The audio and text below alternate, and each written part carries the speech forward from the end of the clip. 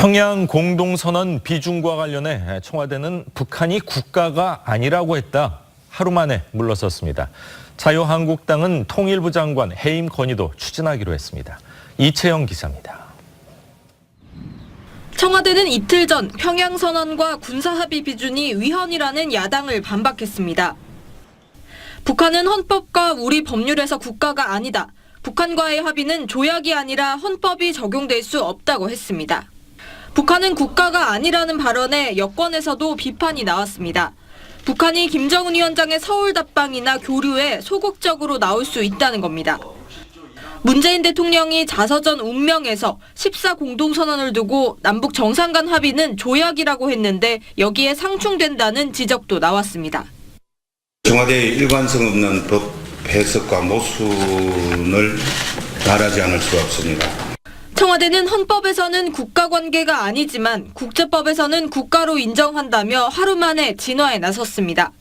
자유한국당은 통일부 장관 해임 건의도 추진합니다.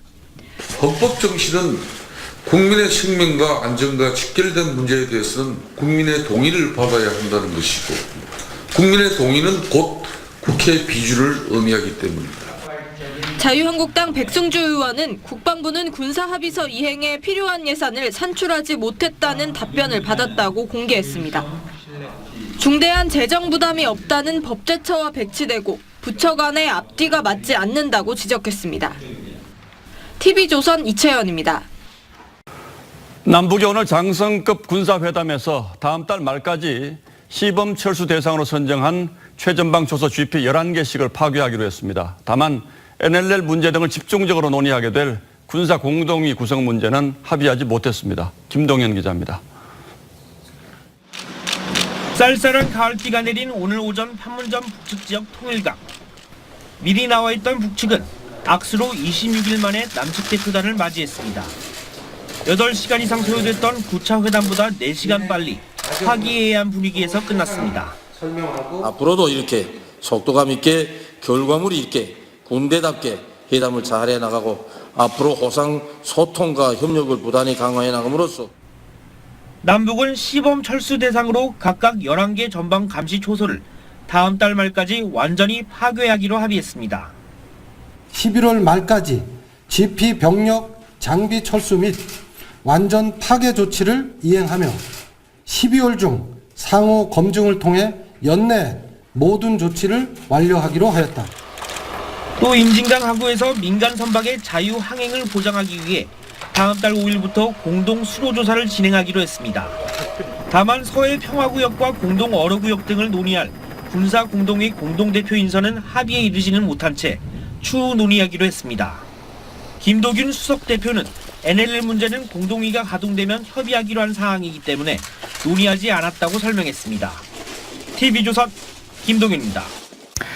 반 트럼프 인사를 겨냥한 폭발물 소포가 배우 로버트 드니로와 조 바이든 전 부통령 앞으로도 배달됐습니다. 수사당국은 상당수가 플로리다에서 발송된 것을 확인했습니다. 유지영 기자입니다. 10번째 폭발물 소포의 수신처는 배우 로버트 드니로가 운영하는 뉴욕의 한 레스토랑. 드니로는 트럼프의 독서를 날려온 대표적인 연예계 반트럼프 인사입니다. This idiot is the president. It's the emperor's new clothes. The guy is a fool. Come on. 앞서 폭발물 소포 2건이 민주당 바이든 전 부통령에게 향한 것이 확인되면서 범행 대상이 된 반트럼프 인사는 9명으로 늘었습니다. 범인이 밝혀지지 않은 가운데 소포의 상당수가 플로리다에서 발송돼 동일인의 소행에 무게가 실립니다. 민주공화 양당은 수사 결과 발표에 촉각을 기울이고 있습니다. 열흘 남짓 남은 중간선거 전에 전모가 드러나면 판세가 달라질 수 있기 때문입니다. 특히 공화당의 악재일 수 있다는 우려가 나오자 트럼프 대통령은 언론에 화살을 돌리고 있습니다. The media also has a responsibility to set a civil tone and to stop the endless hostility and constant negative and oftentimes false attacks. 하지만 보수 진영을 중심으로 민주당의 자작극이란 음모론이 제기되는 등 오히려 여당 지지층이 결집하는 계기가 될 수 있다는 분석도 나옵니다. TV조선 유지현입니다. 다음 소식입니다. 아베 총리가 7년 만에 중국을 방문해 오늘 정상회담을 합니다. 시진핑 주석과 리커창 총리가 각각 만찬과 오찬을 열어 각별히 대접할 예정입니다. 트럼프 대통령의 경제 압박에 직면한 두 나라가 협력 관계로 돌아서게 될지 주목되고 있습니다. 권은영 기자입니다. 아베 일본 총리가 베이징에서 열린 수교 40주년 행사에 참석했습니다. 一国だけで解決のできない問題が増える中、日中両国が世界の平和と繁栄のために共に貢献する、そうした時代が来ていると思います。 500명의 기업인을 이끌고 방문한 아베 총리는 오늘 양국 기업인 행사에 참석합니다. 我们之间合作还有巨大的潜力，因为我们双方有着合作的互补性。 중국의 1대1로 사업에 반발하던 일본은 태국 신도시 공동개발에 합의했습니다. 양국은 해외 50곳에서 공동개발 사업을 벌이기로 합의할 예정입니다. 외환을 빌려주는 통화스와프 규모도 우리 돈 300조 원으로 10배 늘립니다. 트럼프 대통령으로부터 무역 보복을 당하는 중국, 무역과 환율 압력을 받는 일본이 손을 굳게 잡았습니다. 중국은 리커창 총리 부부가 오찬을, 시진핑 주석 부부가 만찬을 여는 등 아베 총리를 각별히 대접했습니다. 시진핑 주석이 내년에 일본을 방문할 가능성도 커졌습니다. TV조선 권은영입니다. 이런 가운데 남북 장성급 회담이 오늘 판문점에서 열립니다. 평양선언 군사합의서에서 약속한 군사 공동위원회 구성을 논의하고 한강 하구 수역을 공동으로 이용하기 위한 조사 방안도 협의합니다. 정준영 기자입니다.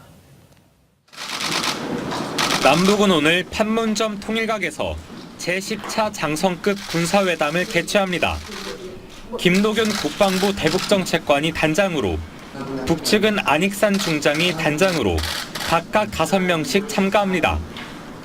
군사훈련과 정찰 중단 등 다양한 문제를 협의할 군사공동위원회 구성이 가장 중요합니다. 우리는 군사공동위 위원장의 서주석 국방부 차관과 북한 인민무력성 서홍찬 제1부상이 맞는 방안을 제안할 것으로 알려졌습니다. 12월 말까지 진행하기로 한 한강 하구 공동조사도 논의합니다.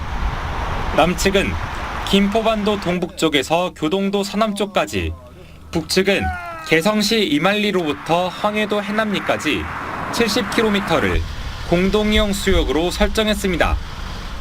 판문점 공동경비구역 JSA는 어제 무장해제를 마쳤고 오늘과 내일 점검 작업이 이뤄집니다.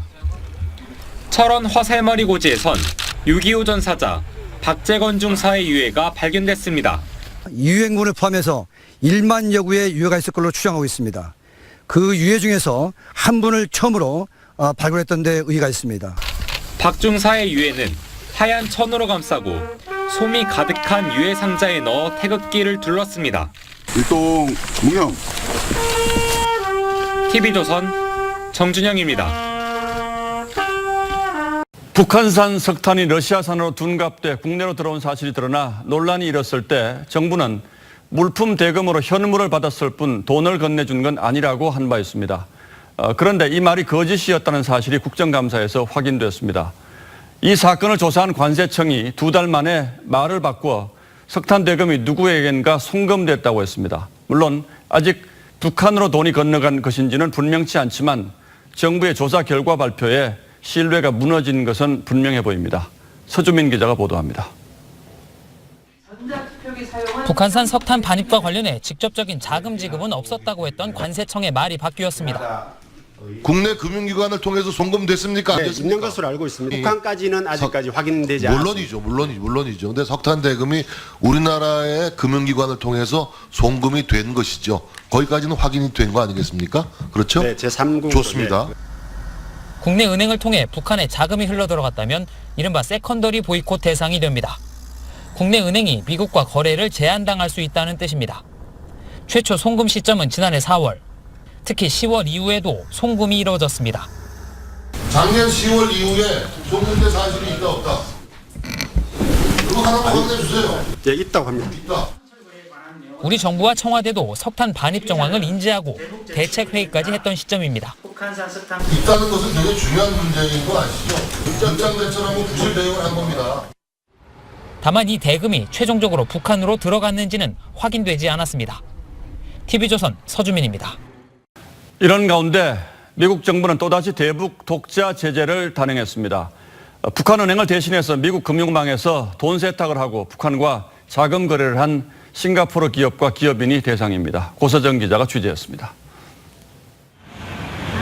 미 재무부가 현지 시간 25일 싱가포르 기업 2곳과 기업인 1명에 대한 추가 제재에 돌입했습니다. 싱가포르 무역회사와 해상연료회사, 그리고 이들 회사의 책임자인 싱가포르인 1명이 그 대상. 북한 은행 대신 미국 금융망을 통해 돈 세탁을 하고 북한과 수백만 달러의 불법 거래를 했다는 이유에서입니다.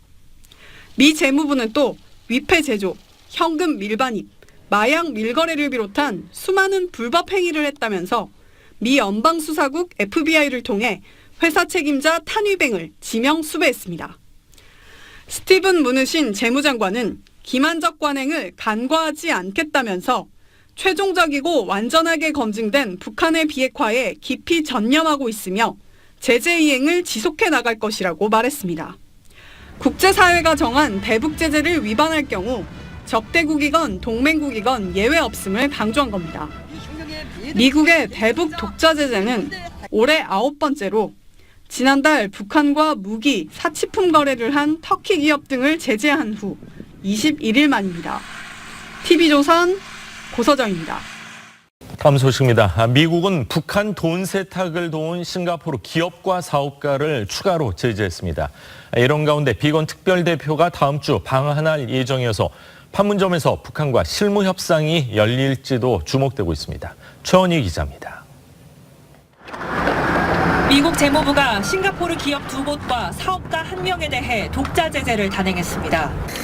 무역회사인 위티용, 선박회사인 WT 마린, 그리고 회사 대표인 탄위뱅이 제재 대상입니다. 북한을 위해 불법 자금 세탁을 한 혐의입니다.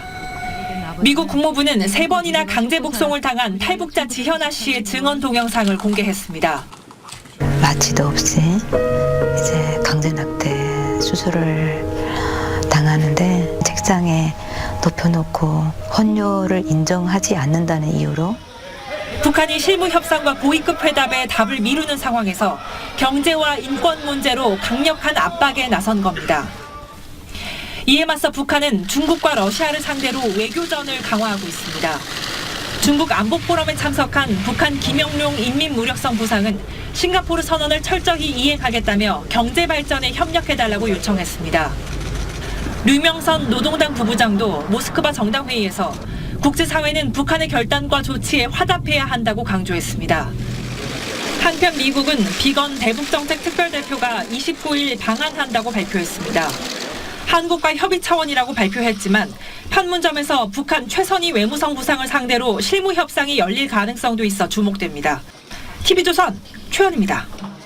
사법행정권 남용 사건의 핵심 인물로 지목된 임종헌 전 법원 행정처 차장 구속 여부가 오늘 판가름납니다. 법원의 판단이 주목되는 가운데 오늘 신병 처리 여부가 이른바 윗선 수사의 분수령이 될 전망입니다. 첫 소식은 이진석 기자입니다. 서울중앙지법은 오늘 오전 10시 반 임종헌 전 법원 행정처 차장에 대한 구속영장을 심사합니다. 임민성 영장전담 부장판사가 피의자 신문을 진행합니다. 검찰은 직권남용, 직무유기, 위계 공무집행 방해, 특가법상 국고손실 등 30여 개 혐의로 구속영장을 청구했습니다. 구속영장 청구서만 230여 쪽에 이릅니다. 임종헌 전 차장은 검찰 조사에서 진술이나 물증을 제시하면 모른다는 식으로 답하면서 혐의를 부인한 것으로 알려졌습니다. 오늘 영장심사에서도 혐의를 부인할 것으로 보입니다. 문무일 검찰총장은 어제 국정감사에서 상식에 맞는 결정을 기대한다고 말하면서 법원을 겨냥했습니다. 검찰은 양승태 전 대법원장과 전직 대법관들을 윗선이자 공범으로 영장에 적시한 상태. 그동안 영장 전담 판사들이 사법수사에 대한 영장을 대부분 기각했기 때문에 오늘 결과가 주목됩니다. 임종헌 전 차장의 구속 여부는 오늘 밤 늦게나 내일 새벽에 결정될 전망입니다. TV조선 이진석입니다. 남북관계 일정표에도 차질이 나타나고 있습니다. 당초 10월 말, 그러니까 이달 말 경의선 철도 현장 조사를 하겠다고 했는데 아직 시간을 못 잡고 여전히 협의 중이라고만 밝혔습니다. 미북 간 비핵화 협상이 교착 상태에 빠지면서 남북 철도 사업 같은 남북 사업도 영향을 받는 분위기입니다. 정수양 기자가 보도합니다. 경의선은 이제 10월 하순부터 이렇게 하게 됩니다. 아마 다음 주 한 일주일 후 전후 이렇게 시작될 거로 일단은 예상이 됩니다만. 남북 경의선 철도 연결 현장 조사가 이번 주부터 시작할 것이라던 조명균 통일부 장관의 말은 실현되지 못했습니다. 통일부는 아직 협의 중이라며 현장 조사 날짜를 잡지 못했다고 말했습니다. 현재 북측과 협의가 계속 진행 중에 있습니다. 일정 등 구체적인 계획이 나오는 대로 바로 알려드리도록 하겠습니다. 남북은 앞서 8월에 현장 조사를 하려다 유엔사의 반대로 하지 못했습니다. 미국 국무부는 최근 개성공단 기업인들의 방북 추진과 관련해 모든 유엔 회원국이 대북 제재를 완전하게 이행하길 기대한다는 원칙을 강조했습니다. 미국은 현재 대북 제재에 대해서 매우 강경한 입장입니다. 실질적인 사업의 진전을 위해서는 결국 북미 간의 비핵화 조치의 진전이 있어야만 지금 가능하다. 가을이 왔다는 제목으로 10월에 할 예정이었던 평양예술단의 서울 공연도 아직 협의도 시작하지 못했습니다. 보건의료 분과회담과 체육회담도 10월 예정이었지만 기약이 없습니다. 다만 군사회담은 일정대로 열리며 JSA 비무장과 공동 지뢰 제거 등의 성과를 이뤘습니다. TV조선 정수양입니다. 유명 관광지 사이판에 초강력 태풍 위투가 강타했습니다. 전신주가 쓰러지고 집이 무너지고 그야말로 초토화됐습니다. 교통과 전기, 수도까지 모두 끊겨 섬 자체가 멈춰섰습니다. 이태영 기자가 보도합니다. 비바람이 세차게 불어닥치고 야자수는 꺾였습니다. 주택들은 온전한 형태 없이 산산조각나 폐허처럼 변해버렸습니다.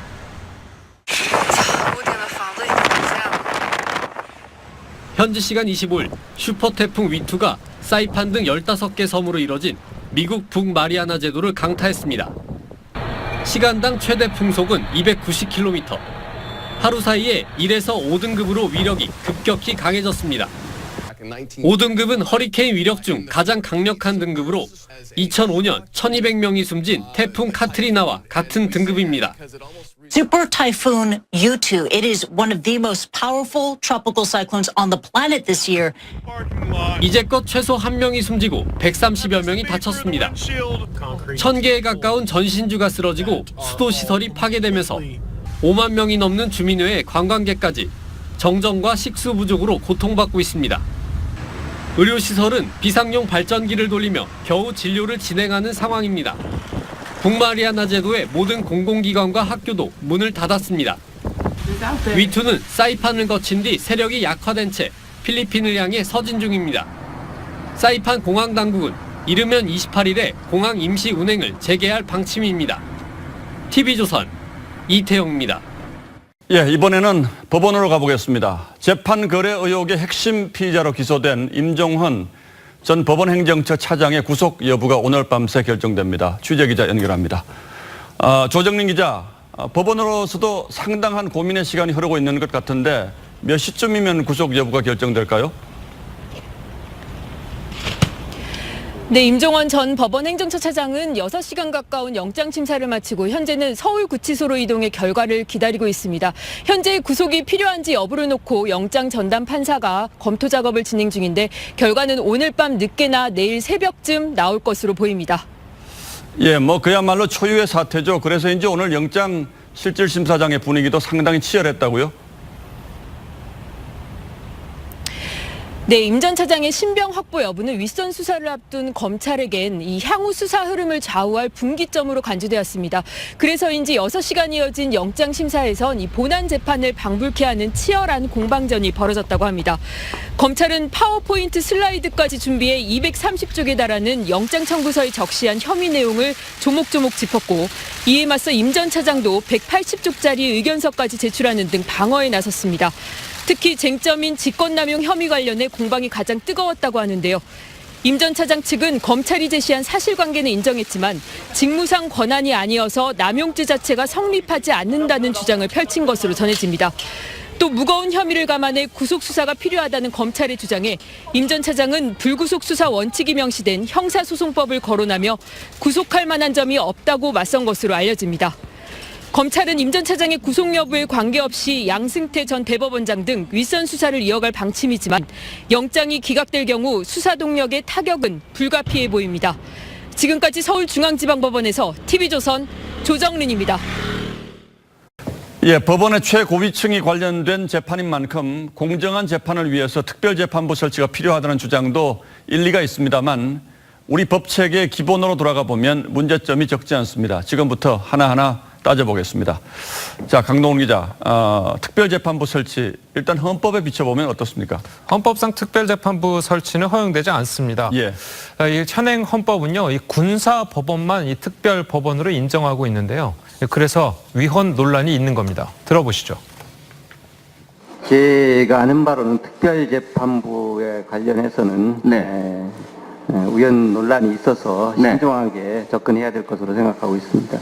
헌법에서 특별재판부 설치를 허용하지 않고 있는 것은 삼권 분립을 침해할 가능성 때문인가요? 예, 그렇습니다. 이 헌법 101조를 보면요. 예. 이 사법권은 이 법관으로 구성된 법원에 속한다. 이렇게 규정하고 있는 만큼 입법부인 국회가 특별법을 만들어서 재판부 구성에 관여하는 것만으로도 이 삼권 분립을 해치는 사법권 침해 소지가 있다는 겁니다. 게다가 공정성을 위해서 재판부를 무작위로 배정한다는 원칙에도 어긋난다는 지적이 있습니다. 예. 특정 사건을 특정 재판부에 맡기는 것 자체가 이미 공정성을 침해한다는 그런 일이라는 겁니다. 하지만 한국당을 제외한 여야 4당은 이 법원이 과연 수사에 협조하고 진실을 밝힐 의지가 있는지 의구심이 든다면서 초유의 사법농단 사태를 공정하게 처리하기 위해서 특별재판부를 설치해야 한다. 이런 입장입니다. 원론적으로만 보면 국회가 지금 위헌적인 행동을 하고 있는 셈이 되는데 그런데도 특별재판부를 설치하자는 쪽의 논리는 뭡니까? 특별재판부를 찬성하는 측에서는요, 이 특별검사제를 예로 들고 있습니다. 특검 역시 도입 초기에 특정 개인이나 사건만을 대상으로 한 이 처분적 법률이라는 비판을 받았는데요. 이 헌재에서 합헌 결정을 내린 바가 있습니다.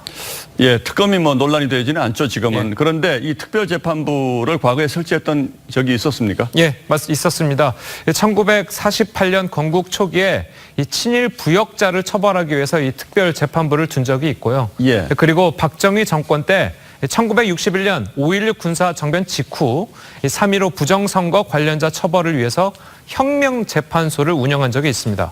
그런데 이 두 경우는 지금과는 다른 사회적인 대혼란기 상황에서 극히 예외적으로 도입된 것이었습니다. 지금이 뭐 그 정도로 예외적인 상황이라고 보기가 어렵다면 국회가 위헌적인 특별재판부 설치를 밀어붙일 수가 있을까요?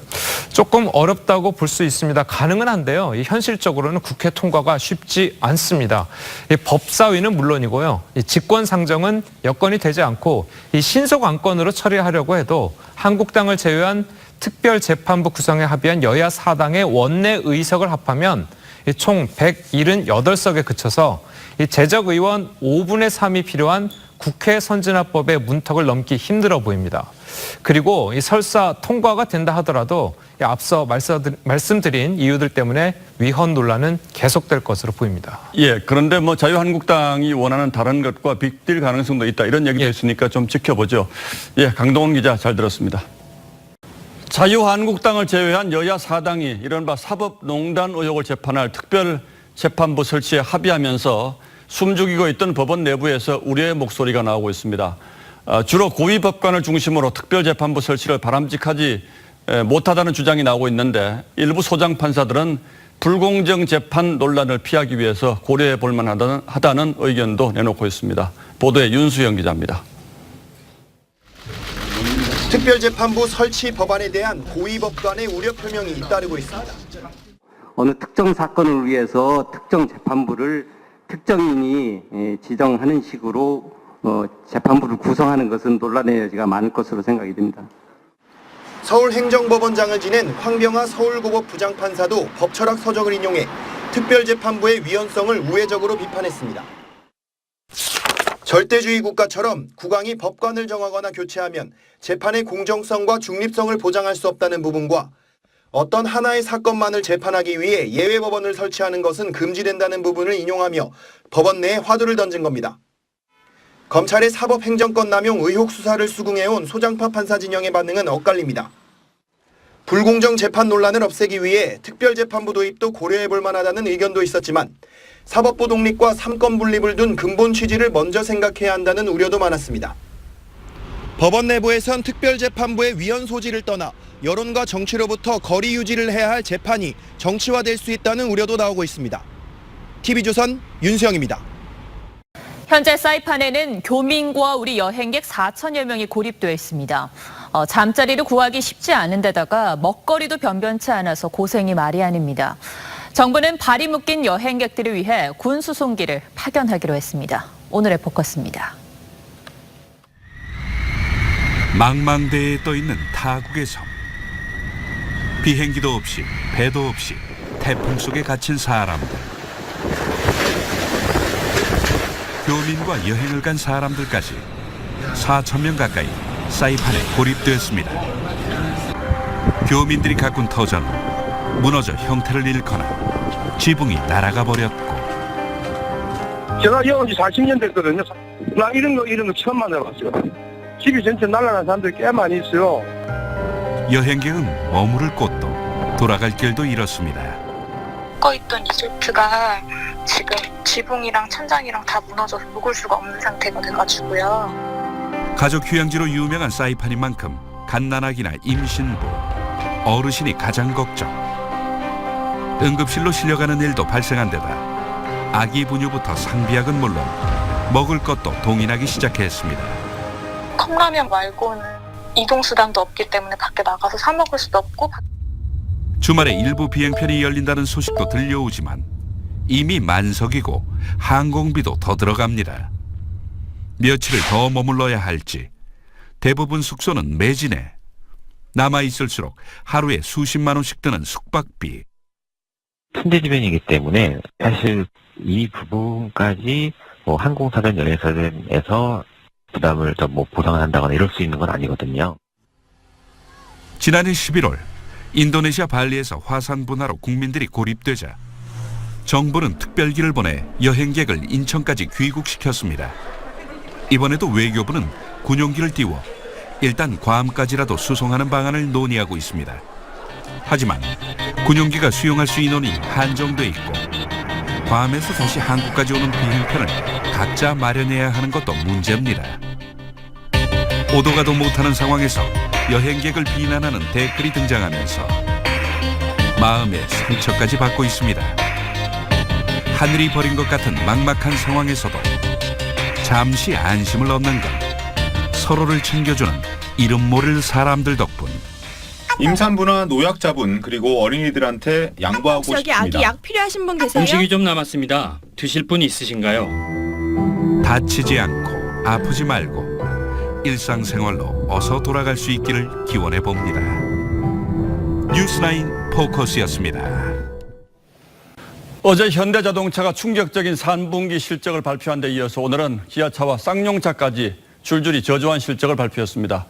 자동차 산업 위기론이 현실로 나타나고 있는 겁니다. 자동차 산업은 특히 철강과 부품 산업 등 이른바 후방 효과가 매우 크고 고용과 투자에 미치는 영향도 막대해서 한국 경제 전체의 위기로 번질 수도 있습니다. 이어서 박상현 기자가 보도합니다. 기아차는 중국에서 3분기 7만 대를 팔았습니다. 사드 보복으로 판매가 얼어붙었던 지난해 같은 기간보다도 15% 넘게 줄었습니다. 여기에 러시아, 브라질 등 신흥국에선 대규모 환차손을 입으며 실적이 곤두박질 쳤습니다. 1,100억 원대 3분기 영업이익은 시장 전망치인 2,800억 원대에도 크게 못 미치는 수준입니다. 지난해 3분기 영업이익은 통상임금 소송 패소에 따라 8천억 원이 이례적으로 빠졌던 상황. 동등한 조건이라면 올 3분기 영업이익은 지난해 대비 4분의 1로 줄어든 겁니다. 수익성은 더 충격적입니다. 영업이익률이 0.8%, 10년 만에 최악의 실적을 기록한 현대차보다도 낮은 수준입니다. 3천만 원짜리 차 한 대를 팔면 고작 24만 원을 남긴다는 얘기입니다. 글로벌 메이커는 평균 수익률이 7에서 8%의 순 영업이익률이 있어야 되거든요. 또 기아차도 더 떨어졌었고요. 현대차와 기아차의 실적 부진은 고스란히 부품업체로 이어졌습니다. 현대모비스는 3분기 실적이 지난해보다 15% 이상 급감했습니다.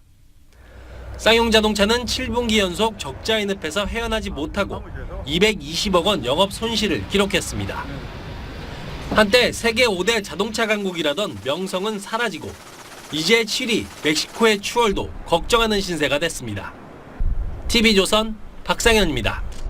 담배를 많이도 태우시고 실제로 맛있게도 피잖아요. 아니, 그렇게 말씀하시면 안 되죠. 방송에서 맛있게. 알겠습니다. 네. 그런데 이제 김 대표께서 이 투병이라는 얘기는 좀 있었어요. 네. 저도 이렇게까지 폐암 사기까지 했는지는 몰랐고요. 다행히 이겨냈다고 했고 실제로 소문난 내용가였고 담배를 많이 태우셨습니다. 자, 그러니까 이게 이제 한 보루라고 그러죠. 12갑을 그냥 사다 놓고 계속해서 피웠고 이 작년 10월에 아마 폐암 진단을 받았고 암세포가 폐 밖으로 전이가 된 게 폐암 사기라는데 이제 올 4월 전이가 됐다 이런 이야기를 들었다는 겁니다. 우리가 흔히 체인 스모커라고 그러잖아요. 예, 계속해서 담배 한 대 피워가면서 이게 거의 끝나갈 쯤 되면 또 하나 이렇게 불 붙여서 뭐 하고 뭐 이런데. 그 서청원 의원도 비슷하신데. 많이 피울 때는 그 김한길 전 대표 같은 경우 하루에 5갑을 피웠다는 거예요. 5갑이면 100갭이 아닙니까? 100갭이. 그럼 깨 있는 시간으로 나누면 거의 항상 손에 들고 있었다는 얘기가 되는 거예요. 정치권 의원가 중에서 유인태 전 의원 또 빼놓으면은 유인태 전 의원 계속해서 서울에서 상당히 담배를 많이 피시고 또 유인태 전 의원은 그 청와대 정무수석을 할 때 그때 제가 출입했는데 어쨌든 노무현 전 대통령이 있는 자리에서도 담배를 같이 피웠다고 그래요. 노 대통령도 피셨죠? 노무현 전 대통령은 피웠다 끊었다 피웠다 끊었다 했고 그때 제가 그쪽에 주치의한테 한번 물어보니까는 아직도 담배 피시냐 그러니까는 국가 기밀이다 이래서 그 답이 하기 못했어요. 아, 그렇군요. 그 폐암이 이게 어려웠던 게 그 사기가 돼야지 증상이 나타나가지고 발견되면 벌써 말기가 대부분입니다. 그리고 이 폐암이 지금 신약이라고 그러는데 원래는 방사선 치료를 많이 했어요. 방사선 치료가 1회당 한 달에 한두 번 받는데 보통 700~800만 원 들었는데 그게 근데 그 정상적인 세포까지 다 죽여버렸어요. 그게 완전히 무슨 그 무차별 폭격하듯이. 그래서 새로운 이제 방사선 치료법이 나왔는데 그게 1회당 한 1,800만 원 이렇게 든답니다. 그래서 폐암 치료가 엄청난 경비를 요하기 때문에 보통 사람들은 이 폐암의 사기에 걸려도 치료비가 없어서 결국 치료를 못 받아서 돌아가시는 경우가 많거든요. 그런데 지금 그 김한길 전 대표 같은 경우는 이제 새로운 신약 개발 단계 같아요. 그런데 이 신약이란 게 다 모든 사람들 맞는 게 아니고 어떤 사람들 맞고 어떤 사람 전혀 이야기 안 듣는 경우가 신약이 참 많거든요. 그럼 굉장히 운이 좋으신 편이죠. 그러니까 본인 그 김한길 전 대표도 나는 운이 참 좋은 것 같다 이러시는데 빨리 그 신약이 참 잘 들어가지고 그 완치됐으면 좋겠습니다. 김한길 전 대표 이야기를 하면 부인을 빼놓을 수 없죠. 투병 기간 중에 누구보다 아내 최명길 씨가 지극정성으로 병간호를 했다고 합니다. 예전에 다정했던 두 분 모습 보실 텐데요. 이게 벌써 4년이 훨씬 넘었네요. 보시죠. 네, 안녕하세요. 집사람하고 같이 왔어.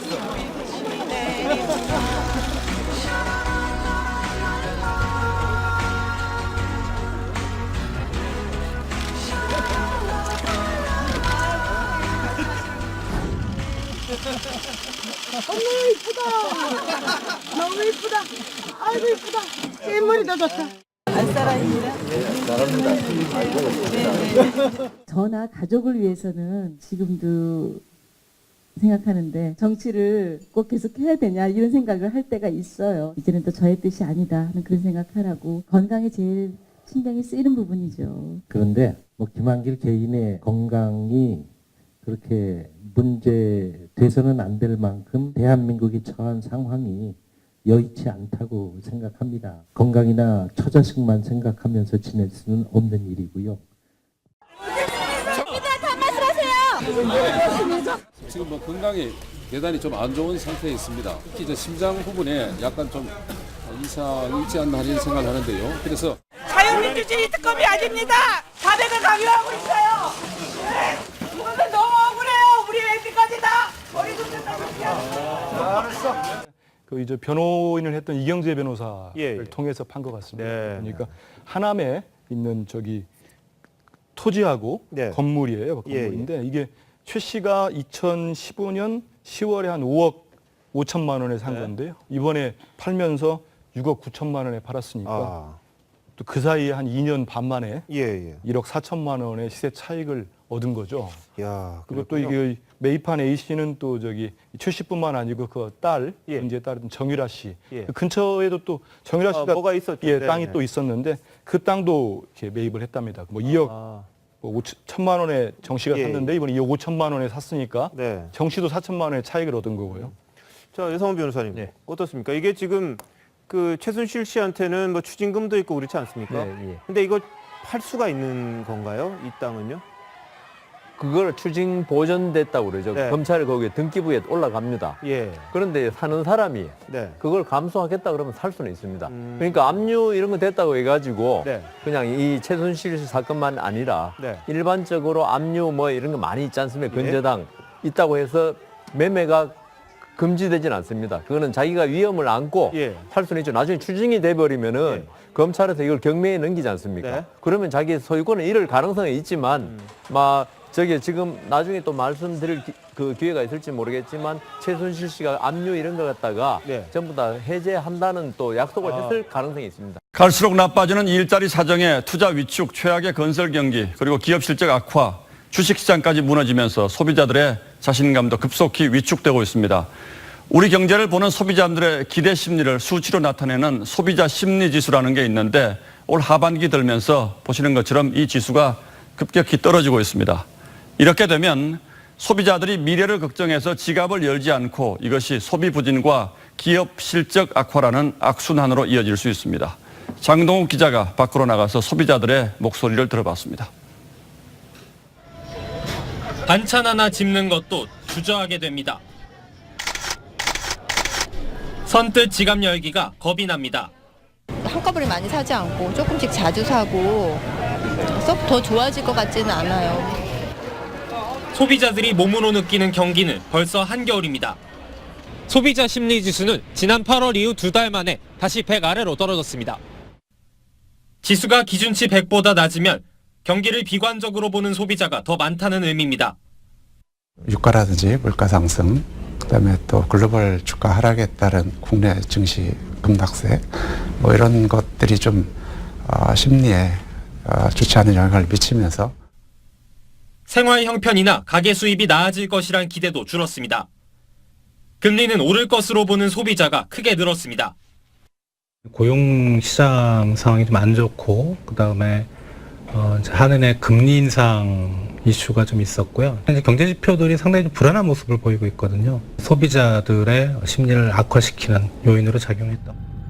경제는 심리라는데 비관론이 우리 경제 주체들을 뒤덮고 있습니다. TV조선 장동욱입니다. 그런데 특별재판부 설치에 합의한 바른미래당의 내부 분위기가 어수선합니다. 일부 의원들이 이 합의는 김관영 원내대표의 독단적인 합의로 받아들일 수 없다며 공개적으로 비판하고 나섰습니다.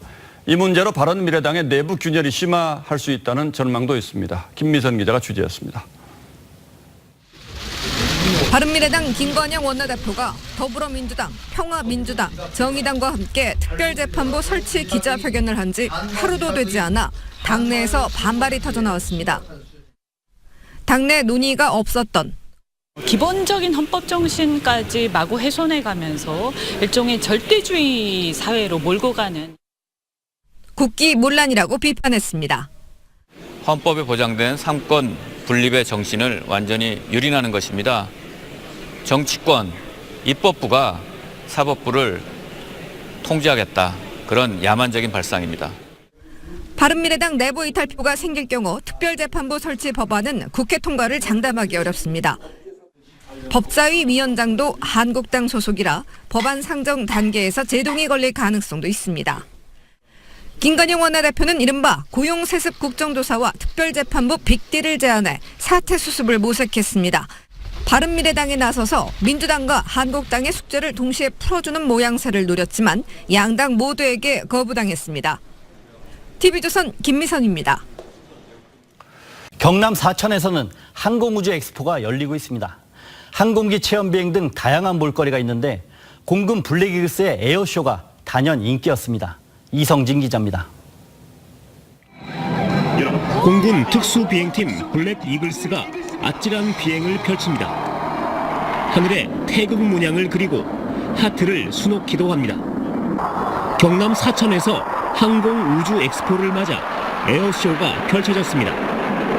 블랙 이글스가 오색 연기를 내뿜으며 가을 하늘을 종횡무진할 때는 탄성이 터졌습니다. 이렇게 큰 에어쇼는 처음이라서요. 정말 설레는 것 같아요. 얘가 너무 조종사를 되고 싶어 해서요. 얘한테는 큰 경험인 것 같아요. 블랙 이글스는 국산 초음속 항공기 T-50으로 고기의 비행을 했습니다. 공군 특수부대의 고공 강화 시범도 인기를 끌었습니다. 행사장에는 볼거리도 다양합니다. 우리나라 최초의 항공기 부하를 비롯해 최신의 전투기 F-15K도 타볼 수 있습니다. 항공 관련 산업체가 밀집한 사천시는 국내 항공산업의 수도를 자처하고 있습니다. 사천시는 이번 엑스포 기간에 항공 부품 수출 상담도 진행합니다. 대한민국 공군 전력 전체를 보여주면서 우리 항공산업 발전을 한눈에 볼 수 있는 또 앞으로의 계획을 볼 수 있는 그런 특징을 가지고 있습니다. 항공 엑스포와 공군이 함께하는 2018 사천 에어쇼는 28일까지 계속됩니다. TV조선 이성진입니다.